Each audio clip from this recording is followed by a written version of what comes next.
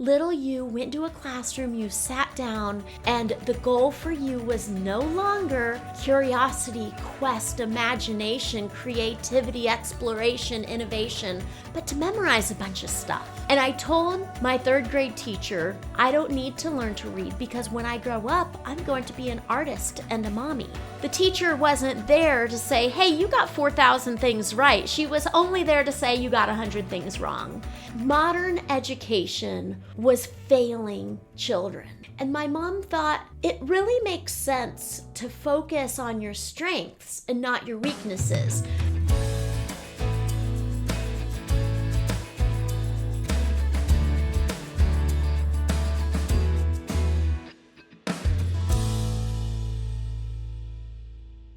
Hi, I'm Sarah Janice Brown, and I want to talk to you about anxiety and perfectionism and where it comes from. So, this is the Fun School Show, and when you're a homeschooling parent or just any parent who cares about the impact of your child's education on their future, tune in because we're going to be talking about some serious things, and I'm going to be able to tell you a little bit about why you struggle with this feeling that you are never good enough, you can never achieve everything that you wish you could achieve, and why you are driven to perfectionism.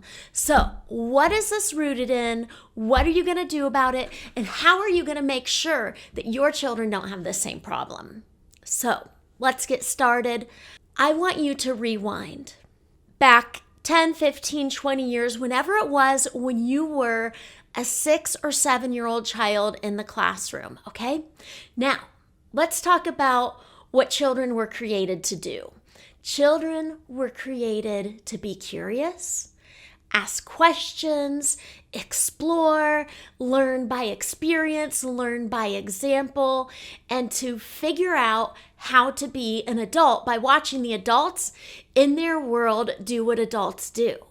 And so the best possible childhood is one where a kid is surrounded by adults and people of all ages who love them, care about them, are attentive to them, and are giving them opportunities to immerse in the real life of the adult world and the family world. So throughout all of history, when a child is born, they come into a family, into a home where there is a father, a mother, siblings, grandparents, aunts, uncles, cousins, and a village. And that village is all the people in your community, in your neighborhood, in your church, in your town, in your city, who are all working together to be successful in life. Different people have different trades, different roles.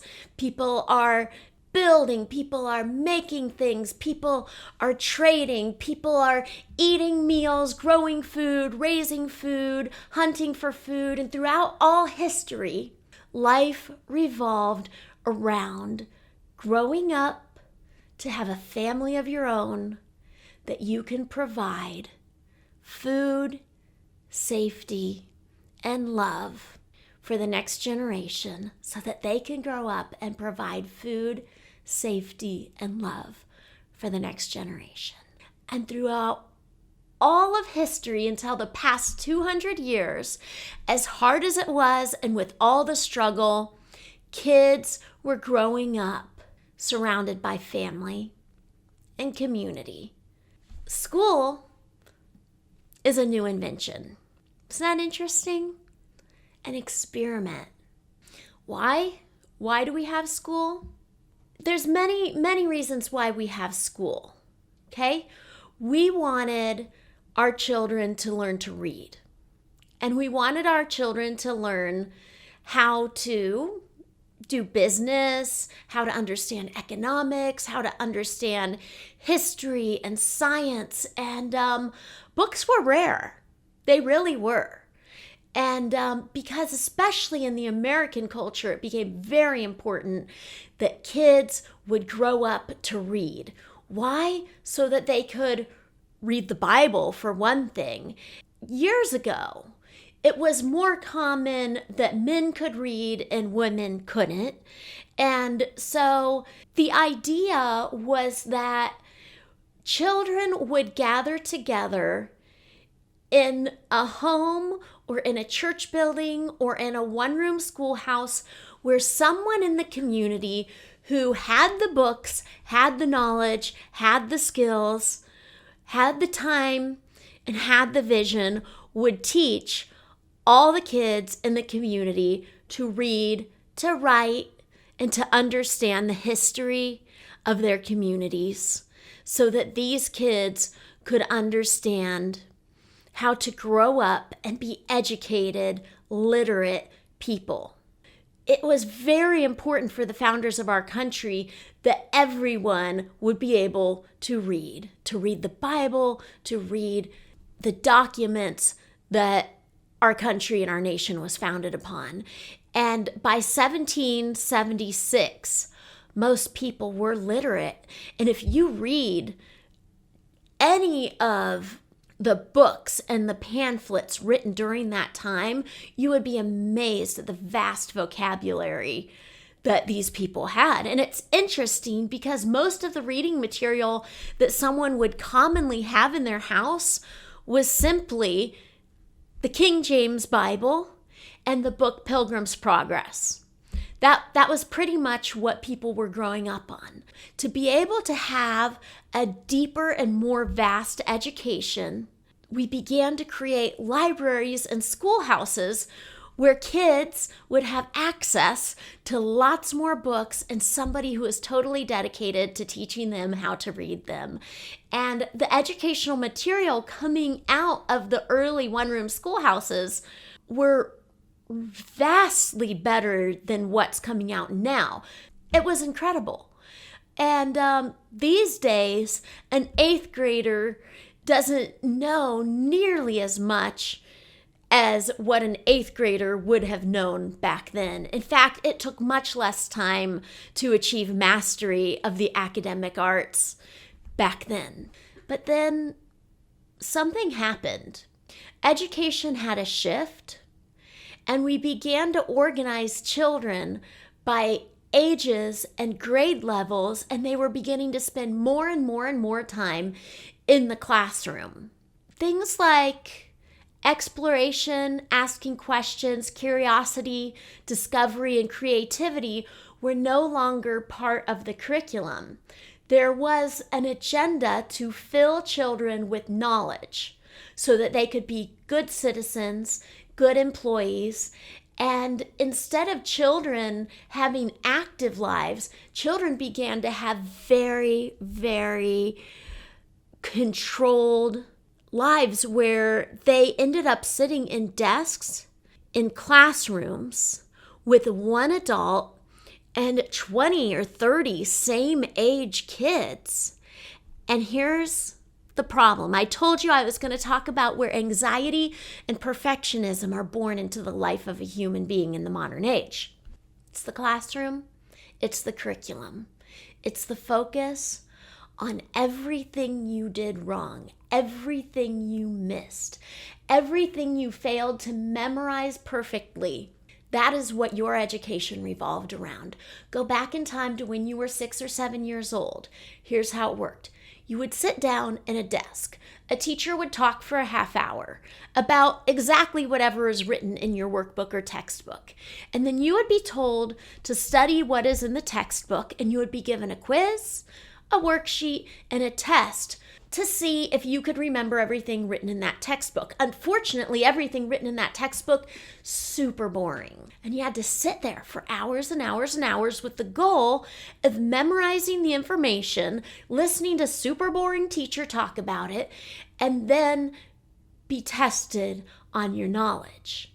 You were tested on different things, memorizing math facts, memorizing spelling words, memorizing grammar rules, vocabulary, definitions of things related to science, timelines and history, geography, cities and states, and learning a little bit about the government, a little bit about citizenship, not a lot about how the world works, not much in the way of creativity, only things that could be measured. And so every single day, little you went to a classroom, you sat down, and the goal for you was no longer curiosity, quest, imagination, creativity, exploration, innovation, but to memorize a bunch of stuff. And every day, you would be graded on what you learned, what you failed to learn. So anxiety would enter in as you took the test, and you would be so worried, what if I got something wrong? And then if you got something wrong, you didn't remember the boring stuff, you would be graded and judged and sorted based on not what you got right, but what you missed. And so you are driven to try to please the teacher, try to get good grades, try to be perfect, try to get the perfect score, because getting the perfect score was the one thing that mattered, because that is how you, as a little 6, 7, 8-year-old, were going to be measured as to whether or not you were good enough, smart enough, and had a future. I remember evaluating this whole situation about how things worked when I was a little kid. And I really struggled with reading, and no one understood what was at the heart of it, because I actually scored really high on IQ tests, and I scored really high on standardized tests, not because I understood the question or the answer, but because I found the pattern in the bubbles, and I found the pattern in the answer, so I could quickly find the right answer by not even reading the question, but by evaluating the answers and choosing the most likely answer to be the correct one. And I was right. I was an intelligent kid, but I really struggled with reading and with just all the boredom of having to memorize stuff. And I wasn't even good at memorizing anything that I found boring. And I told my 3rd grade teacher, I don't need to learn to read, because when I grow up, I'm going to be an artist and a mommy. So why should I have to learn to read? When I would try to look at the letters on the page, I would have this feeling like I'm on a boat, and I would feel nauseous and dizzy, and I would have this feeling like the letters wouldn't sit still on the page. But I figured out how to fix that. I would doodle all around the edges of my page, and I would put little dots on the letters. And I would get in trouble for doodling on my schoolwork. But when I would put little dots on the letters, and when I would doodle around the edges of the pages, the letters would sit still and I could read. I basically gave up doing homework and turning in homework because I wanted to play, I wanted to explore, I wanted to create, and I ended up failing 3rd grade. So my next time around in 3rd grade, I spent a lot of time daydreaming and reimagining what school would be like if I were in charge. And I sincerely did not care about my grades, about the tests, about my scores, because I believed as an 8-year-old and as a 9-year-old that what I was learning in school was irrelevant to my future as an artist and a mommy. Fast forward a few years, and my little sister gets sick and she has to homeschool. And I've told this story many times before, so if you've listened to some of my other podcasts or videos, you know this story by now. But my parents started getting these magazines and leaving them on the coffee table called Homeschooling Today.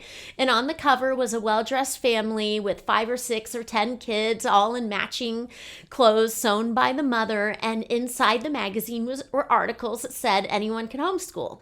And so I began to daydream again, and I'm like, wow, I could do school at home. And I asked my parents if I could homeschool too, and they said, no, you're healthy and healthy kids go to school. Your sister homeschools because she's too sick to go to school. And I kept pestering my parents, and then I began telling them about all the bullying that was going on in my 7th grade classroom. And my parents began to give me excuses for why they couldn't homeschool me. And one excuse was that they already spent their full budget of all the extra money they could scrape together to get curriculum for my sister. And I think it was like $1,000. And they said, maybe next year when we get our tax return, you could homeschool and we could use the money from our tax return to buy curriculum for you. And without a blink, I said, we live 3 blocks from the public library. Don't they have enough books for me to get an education? And my dad was like, you have a good point. And so I began homeschooling. And you can listen to my other talks about what that was like for me. It was so liberating. It was so freeing. I was able to become that creative, innovative, future-thinking person that I truly was on the inside, but who I was being suppressed by school.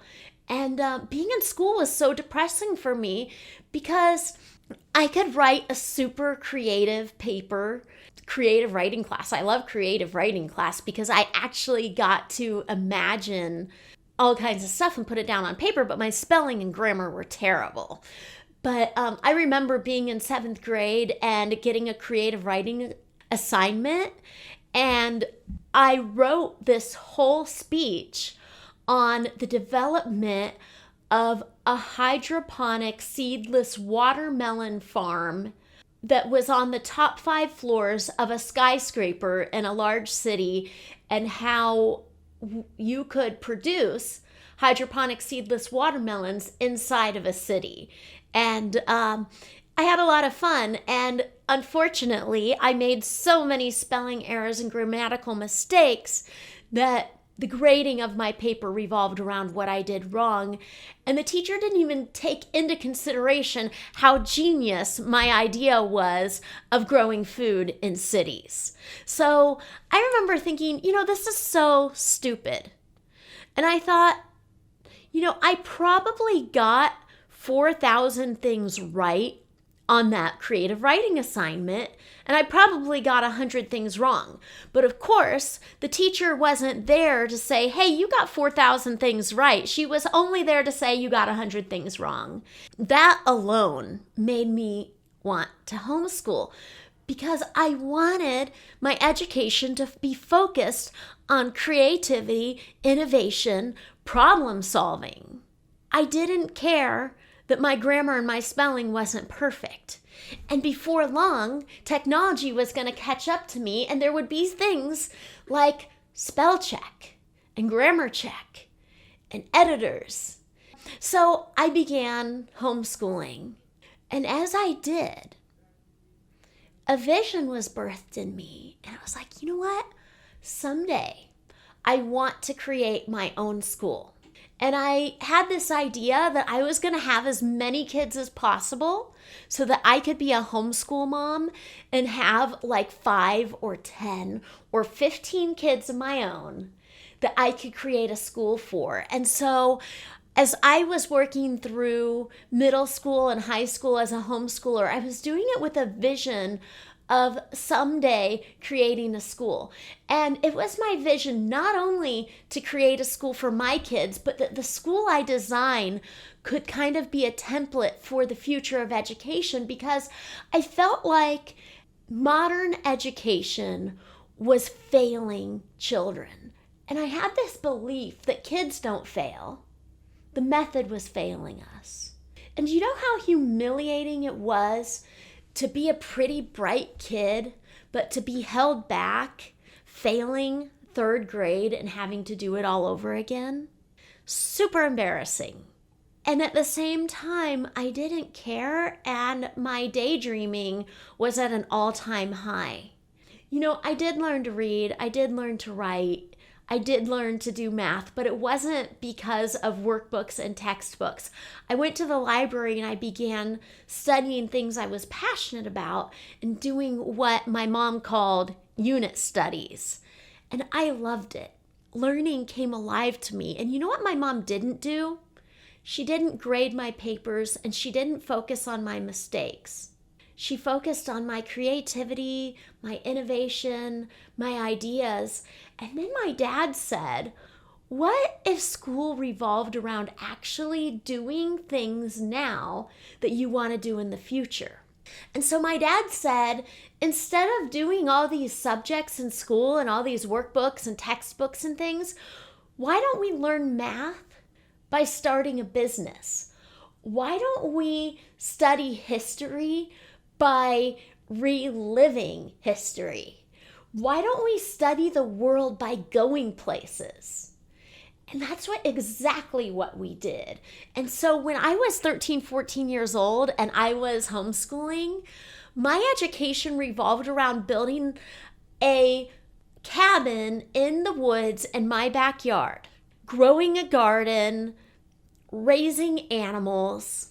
And my parents said, what really matters is, first of all, that you would be happy. And second of all, that you would become the person that you were created to be. And my mom thought it really makes sense to focus on your strengths and not your weaknesses. And she had this idea that if she allowed me to focus on my strengths, then I would become an expert in the things that I wanted to do in my life, and that I could just hire people to deal with my weaknesses. And so I remember having so much freedom as a 13 and 14-year-old homeschooling. I didn't know anyone else that was homeschooling. In fact, my little sister went back to school when she got healthy. She was not interested in homeschooling because she was a social butterfly, and she really enjoyed the social aspect of school. I remember having a pine tree in the backyard, and I had a backpack full of all the books I was reading for school. I wasn't using textbooks. I was using library books on all kinds of things I loved. And I had a perch at the top of that pine tree where I could look out over the entire neighborhood, and I would just get out my books and I would read.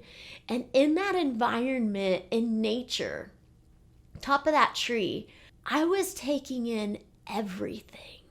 And it brought me so much joy and relief to have an education that revolved around curiosity, wonder, being immersed in nature, spending time with my dad.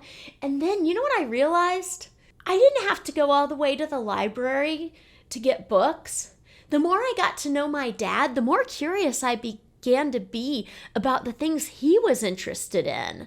I looked at his library. It was full of books about American history, world history, government, politics, economics. I never thought my dad was interesting. Up until then, my dad was a guy that read the newspaper, put his feet up, and watched the news at the end of the day. But then I looked at his library, and then I began to ask questions. And then I began to pull books off the shelves of his library, and I was getting the most fascinating education you could imagine.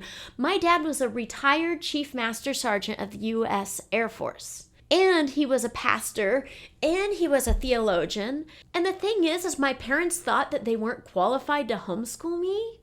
And my mom had a library too. My mom had a library full of books about the history of art. And so as a teenager, I fell in love with my mom's library, which was all about the history of art. She had a lot of books in there about nutrition and brain development too. And then my dad's library about political science and things like that.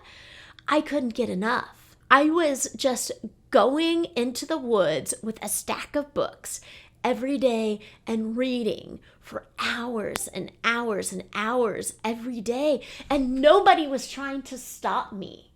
And I imagined, what would it be like to intentionally raise kids this way?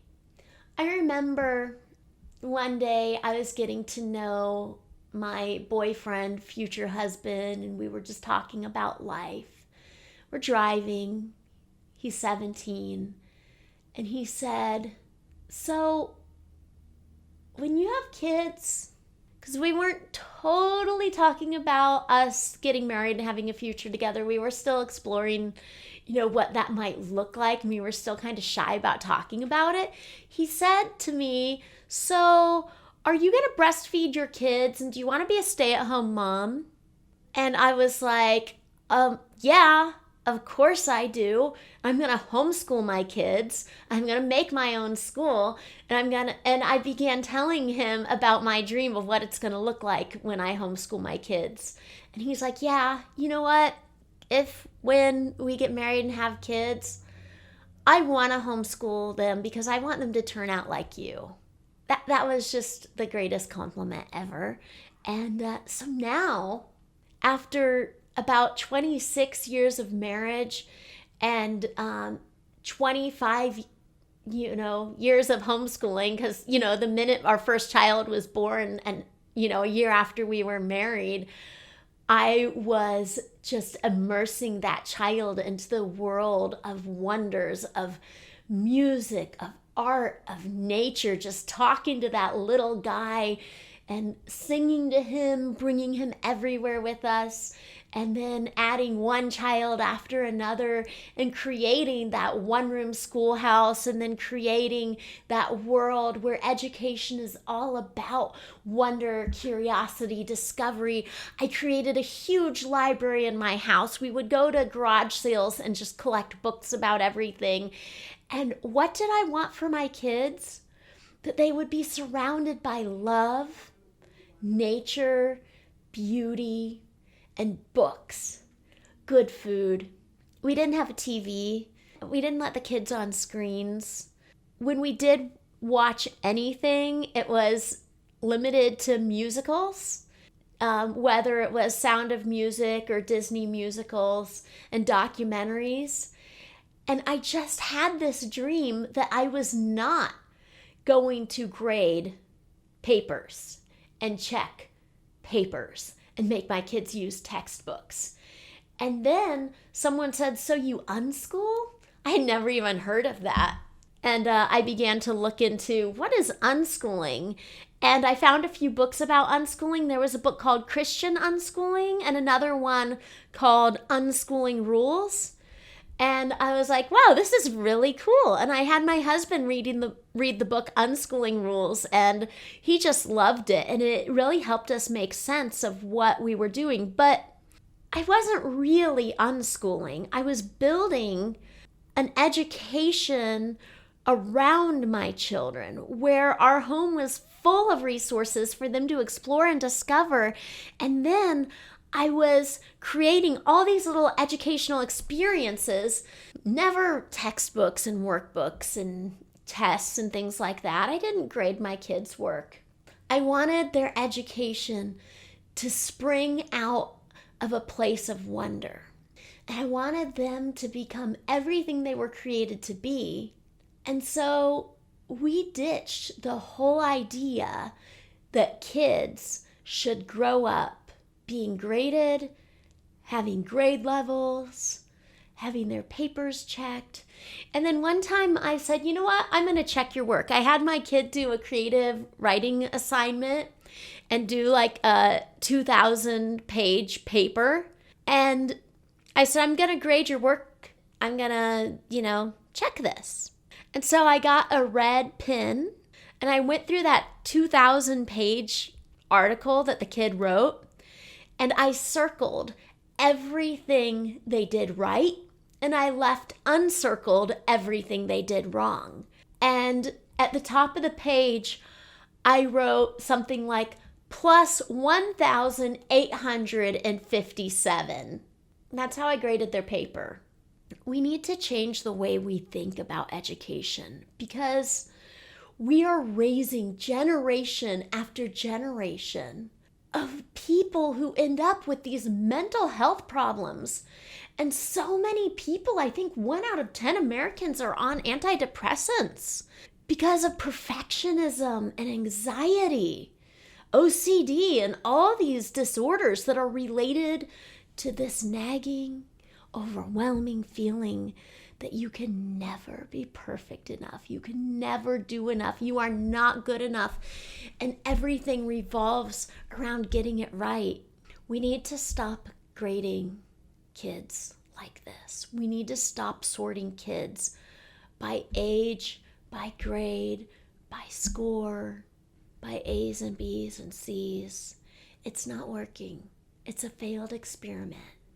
Now here I am 26 years in on experimenting on my kids, creating an education system for them based on curiosity, wonder projects, reading tons of books, reading to my kids, ditching screens, ditching TV, ditching movies, ditching grading, and raising my kids surrounded by gardens and taking them with us everywhere and helping them start businesses. It's a beautiful life, and my kids are so healthy, so confident, so full of wonder and love. They have great relationships with us, great relationships with our friends, and they are mastering life, and they have vision, and they have joy, and they don't have mental health problems. I want to challenge America to throw out the systems and the isms that are failing us. Guys, education should not be a system of organizing and judging children by their mistakes. Let's end it. Let's end it. Let's start a revolution. Let's pull our kids out of this system, and let's end this chaos so that we can raise healthy kids. And Mom, I want to talk to you right now. Remember yesterday you messed up on like 5 things and you felt really guilty about it, caused a lot of anxiety? You did 1,862 things right. And you should be so proud of yourself. You are doing so much right. And so what if you weren't perfect? We can't be perfect. That's ridiculous. Conventional education is telling us that the only goal is perfection, and it's destroying us. But Mom, you got over 1,000 things right yesterday. You stayed home with your kids. You loved them. You put food on the table. They lived. You swept the floor. You got laundry done. You kissed your husband. You wore a dress. Maybe you put on lipstick. Or maybe you were all comfy in your pajamas, and maybe you read a book to your kids. Maybe you got in the garden. Maybe you have dirty fingernails. That's a win. You are winning. You did so many great things yesterday. You did so much. You stayed home with your baby. You breastfed those kids. You gave birth. You gave birth to more than 1.5 children. You are crushing it, girl. Come on, let's dream. Let's rethink everything. Let's ditch all the stuff that didn't work. And let's not worry about perfectionism. Let's have a cup of tea. Let's throw out all that antidepressant medication and feel good about chocolate again. Let's feel good about our coffee, our tea, our chocolate. Let's feel good weighing an extra 10 or 15 or 20 pounds because softness is feminine, and stop stressing out over not being good enough because you did way over 1,000 things right. And let's teach our kids to learn and live through wonder and curiosity and fun and good books. All right? Thanks for listening. If you want to figure out how to do it, I encourage you to watch my other podcasts, follow me on Instagram or on Facebook, Sarah Janice Brown, and if you really want to know what I think, follow me on X, because that is where I really let it go. So, I have hardly any followers on X, and hardly anyone pays attention to what I say over there, but that is where I am sharing my very best stuff, because I actually like X, and the reason is that it's a lot more intelligent and intentional, and there's a lot of curiosity and fun going on over there, and people say really good stuff without a filter. And so I would encourage you to get over there and see what I have to say. I also have a blog, and that is Fun Schooling with Sarah, and you can learn a lot of really good stuff if you like reading. And if you really want to have some fun, follow my daughters. My daughter Laura has an Instagram and a YouTube channel called It's Laura Brown, and she is letting you into the secret life of Josh and Sarah Brown and all our crazy kids. And it's a whole lot of fun. So check out It's Laura Brown, and you can see what my gorgeous daughter is doing with her life and with her story. All my kids are just doing cool stuff. You can check out Because Isaac and see what my son is doing on YouTube. Anna Miriam Brown, she is doing cool stuff. Esther's Canon, my daughter Naomi is getting married next month, and it's just really exciting. My daughter Rachel is getting married. There is just so much fun, awesome, amazing stuff happening in my family. And I just love how confident and stress-free my kids are. And I want you to be confident, and I want you to be stress-free, and I want you to know that you are doing enough, and I want you to relax, and I want you to have chocolate, and I want you to just enjoy your family. So, thanks for listening. Thanks for watching. And I just encourage you to fill your life with beauty, wonder, curiosity, and ditch every social experiment, whether it's conventional education or feminism, whatever. Get rid of it and live your best life.